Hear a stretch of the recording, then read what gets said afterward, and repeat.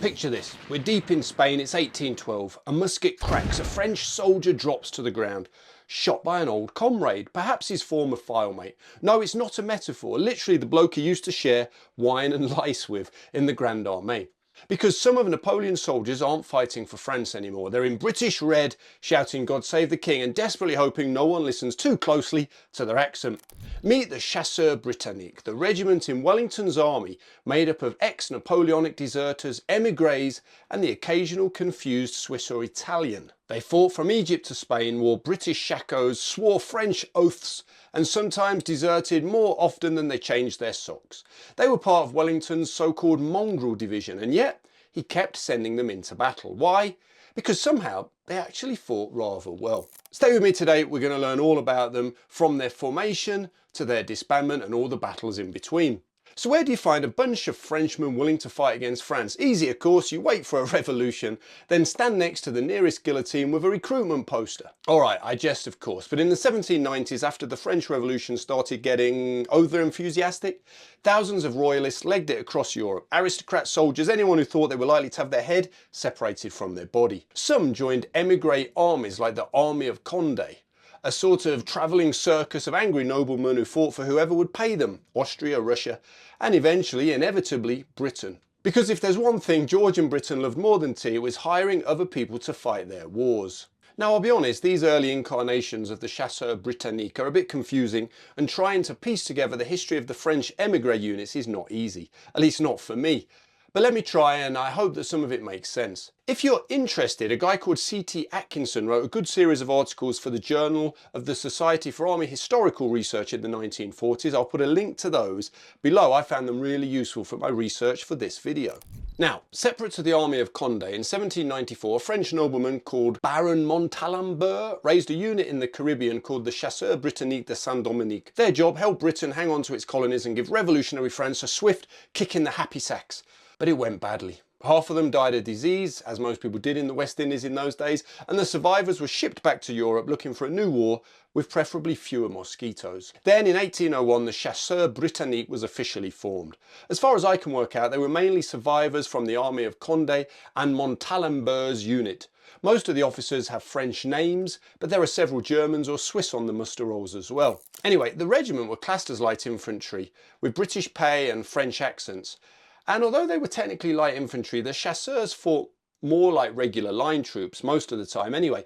They had a separate light and grenadier company.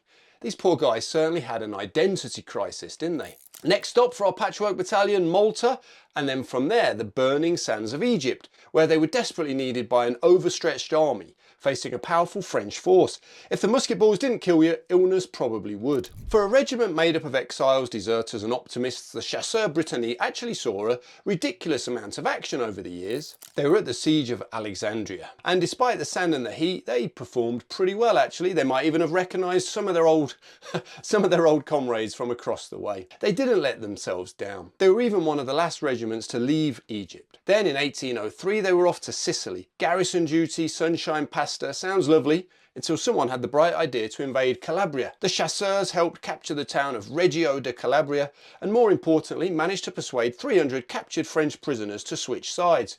Good work. Because of course nothing boosts your recruitment numbers like promising better rations and fewer bayonet wounds. This campaign was famous for the brilliant victory at the Battle of Maida, but our lads weren't there for that. Then a few years later in 1807 came the Rosetta disaster. An entire column of chasseurs marched into the town of Rosetta. Locals were polite, smiles all around, and just as the redcoats were relaxing, musket fire opened upon them. They were ambushed, lost in alleyways of a city they didn't know.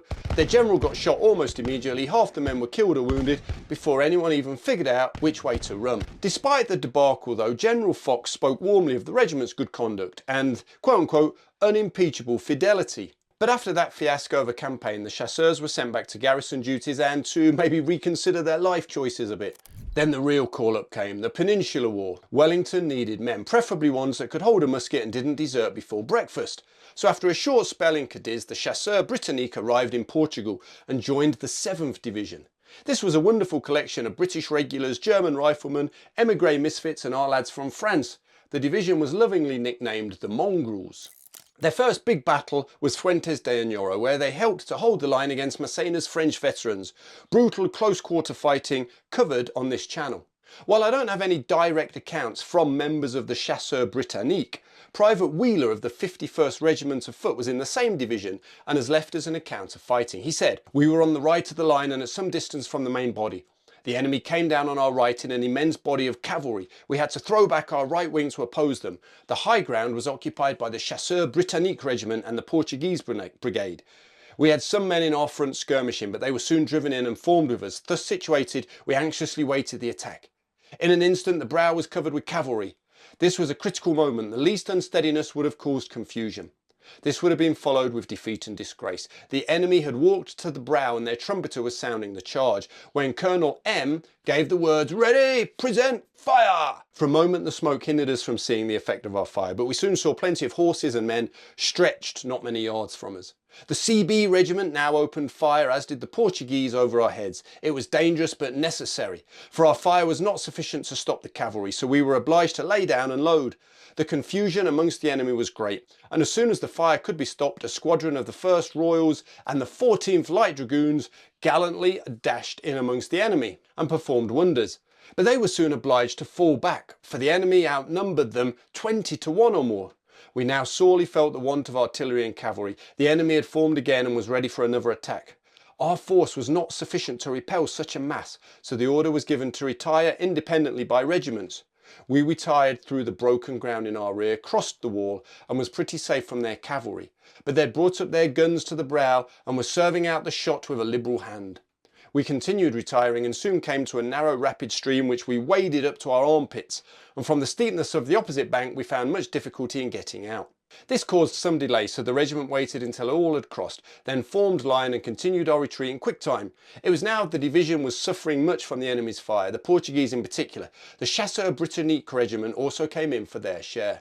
Now, Fuentes was a narrow victory for Wellington and the Allies, and the Chasseurs Britanniques had done themselves proud. No desertion, no mutiny, just stubborn, gritty soldiering and helping to defend that British right flank. They were then involved in the failed second siege of Badajoz and the big one, Salamanca 1812. Wellington absolutely smashed Marshal Marmont's army, and the Chasseurs, well, they seem to have fought steadily at the beginning of the campaign, took casualties, didn't embarrass themselves, which for a unit known for deserting halfway through their tea break was a good result. As part of the covering forces during the siege of Burgos, they held out against a French divisional attack and really performed well in a campaign that was generally a bit of a failure for the British Army. They then fought at Vittoria in 1813, the battle that chased King Joseph, yet Boney's brother, out of Spain. There's some speculation from the historian Oman that the Chasseurs Britanniques might have been one of the regiments of Colville's or Grant's brigades that was charged by cavalry and formed square. I haven't been able to find out too much more about that. Then came the Pyrenees 1813. Rain, miserable marches up goat tracks in the mountains,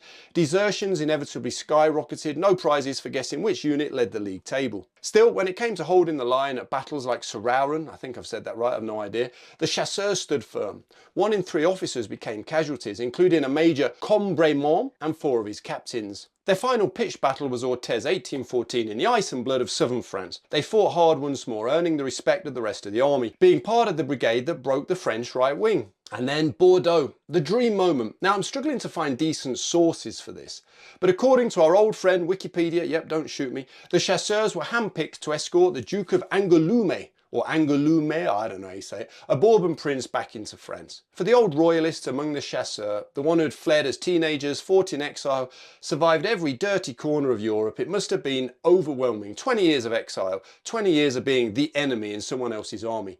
And finally they were liberators. From the sands of Egypt to the vineyards of France, the Chasseurs Britanniques had done it all. Some of them even managed to do it without deserting. Now, this isn't the end of the story. Before we look at their final days and disbandment, I wanted to look at who these men were and what British soldiers thought of them. Now, at the start, the Chasseurs Britanniques were supposed to be a regiment of proud French royalists.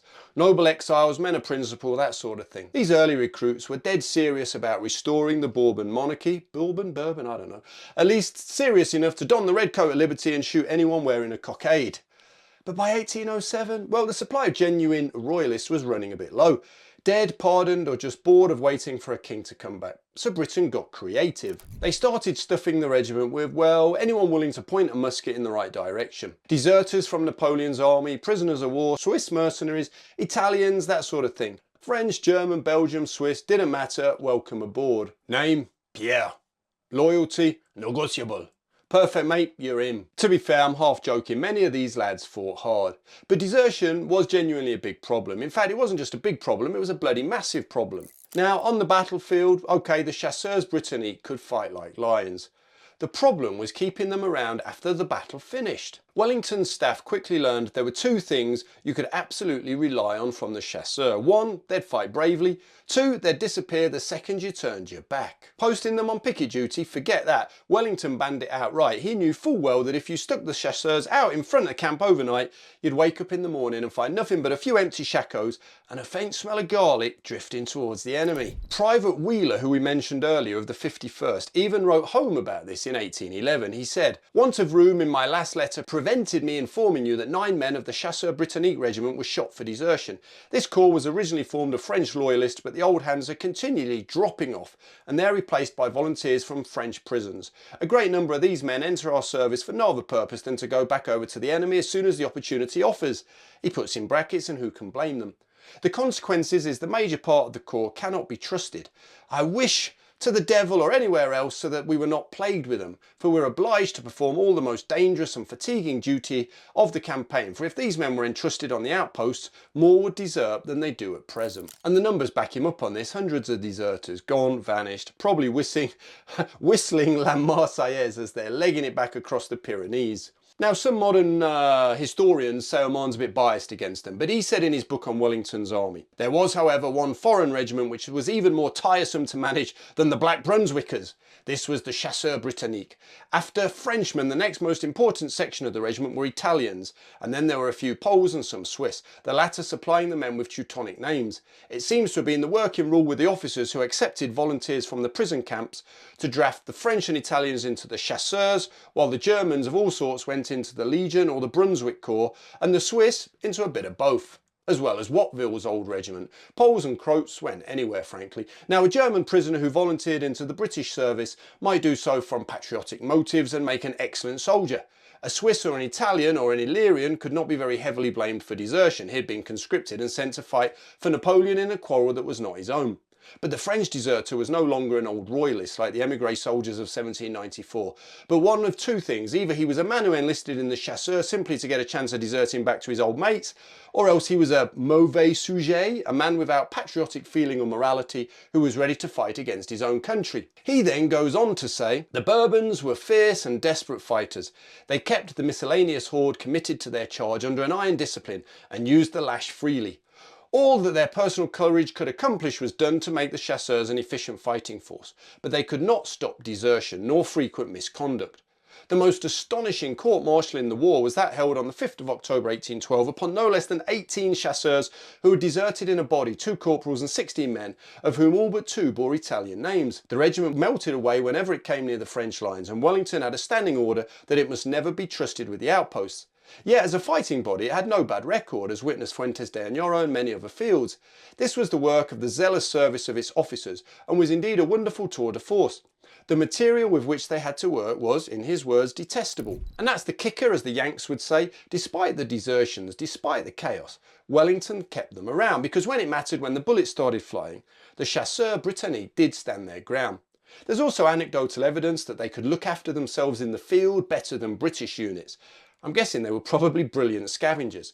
And also their sick rates were lower than most British units. Okay, so what happened to them? Spring 1814, Napoleon abdicated, the Bourbons were back on the throne, Europe for the moment stopped setting itself on fire, and Britain naturally celebrated the end of 20 years of war the best way it knew how. Yep, mass redundancies. The Chasseurs Britanniques, after 13 years of service, were quietly ordered home. No grand parades, no medals, not even a regimental colour to march behind. They never had one, by the way, at least as I understand it. In 1814, the Chasseurs were officially disbanded. The British officers went on to half pay, a polite way of saying, go sit at home and wait for the next war.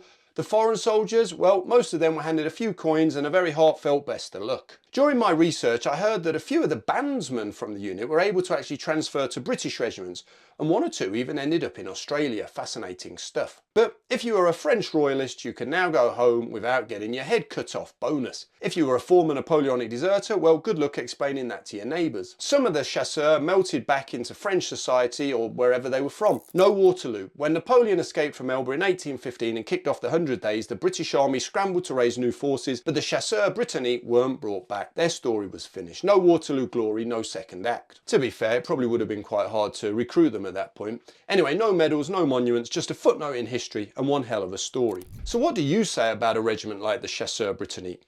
They weren't the King's German Legion, they weren't the 95th Rifles, but they were a perfect snapshot of the Napoleonic Wars, where loyalty was negotiable, the patriotism was different then, and courage came in unexpected packages. I think they were good lads, and I for one thank them for their part in defeating Napoleon. Merci beaucoup, messieurs. Let me know in the comments what you find interesting about the regiment and which other units you'd like a video about.